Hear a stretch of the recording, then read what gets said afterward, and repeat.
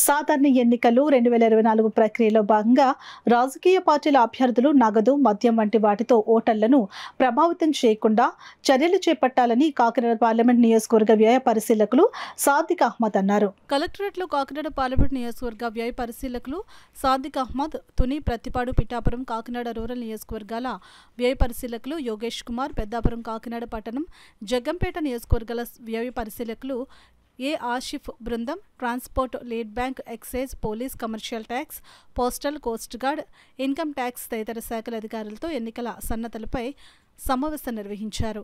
ఈ సందర్భంగా సాదిక్ అహ్మద్ మాట్లాడుతూ సాధారణ ఎన్నికలు 2024కు సంబంధించి కాకినాడ జిల్లాలో పార్లమెంట్, శాసనసభ ఎన్నికలను ప్రశాంత వాతావరణంలో జరిగేలా చూడాలని అన్నారు.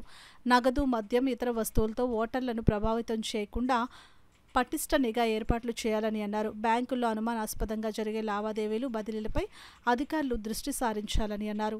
మద్యం అక్రమంగా తరలించకుండా చెక్ పోస్టుల వద్ద క్షుణ్ణంగా తనిఖీలు నిర్వహించాలని ఆయన తెలిపారు. ఈ సందర్భంగా వ్యయ పరిశీలకుల బృందం ఆయా శాఖల ఎన్నికల సన్నద్ధతను పవర్ పాయింట్ ప్రెజెంటేషన్ ద్వారా పరిశీలించి వివరాలు అడిగి తెలుసుకున్నారు. సమావేశంలో అదనపు SP MGV Bhaskar Rao, transport commissioner, lead bank manager CHSV Prasad, excise superintendent SKBV Prasad, special branch DSP Srirama Koteswararao, commercial tax, postal, coast guard, income tax, custom అధికారులు తదితరులు పాల్గొన్నారు.